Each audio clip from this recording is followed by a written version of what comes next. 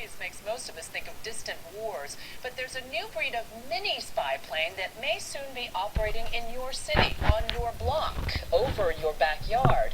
These tiny flying robots are equipped to take photos and video, and it might not be long before they're a fact of daily life. The question is, what and who are they watching?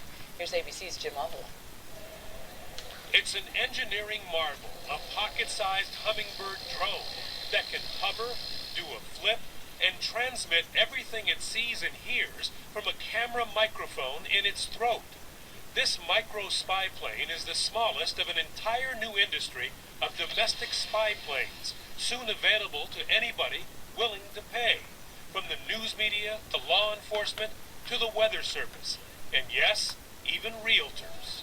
Hey, this is Ed Kaminsky from Drones, once our unmanned heroes in war zones, are now in the hands of real estate agents. 4,500 square feet, priced under $2 million. For Ed Kaminsky, a realtor in Southern California, it's called a multi-copter, and it's his latest weapon for attracting wannabe buyers to multi-million-dollar properties like this one. And this really is the piece I want to capture first as we come over the roof line, because you just can't capture a courtyard with still photography. So if we could roll through here with a camera, right up top, roll in, and then out the backyard, it's going to give the best perspective of what this home is really about. Kaminsky says for those who can't come to an open house, it's almost like being there. There's a lot of foreign buyers today coming into the United States purchasing real estate, especially high-end real estate. So to give them that opportunity to really see the whole property from a different perspective, this is allowing us to do that.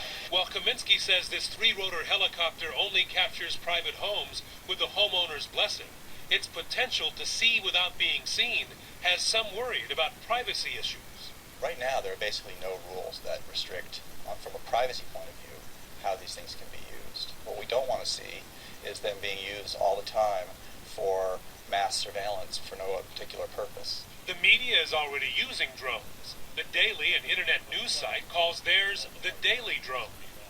The extent of the damage is even more shocking. And among the most eager to fly domestic drones are America's police departments. 2239, I'll be in the area on paper.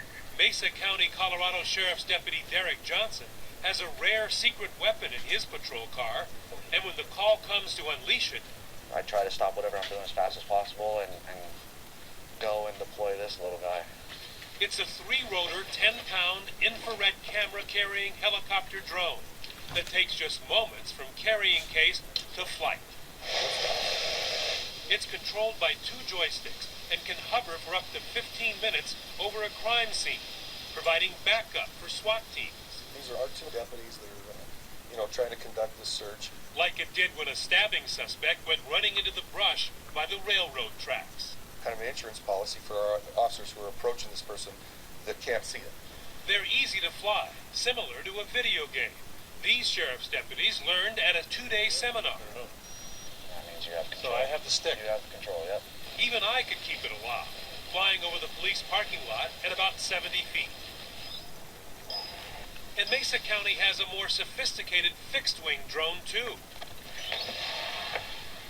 These are the closest cousins to terrorism-fighting robot heroes of Afghanistan and Iraq, the silent predators of Mideast skies, now launching a new American aerial assault at the hands of domestic law enforcement. It's a tool for us that gives us this eye in the sky without having to pay our time for a helicopter or a fixed wing. One of the strong points about the drones is that you can find people who are missing, people who are hiding, even though you can't see me on the ground. To the drone, I'm purely visible. You see me? You see me now?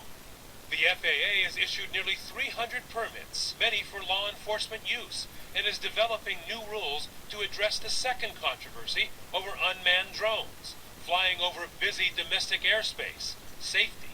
The Airline Pilots Association warns of chaotic, dangerous skies if drone operators continue to learn their craft in just days.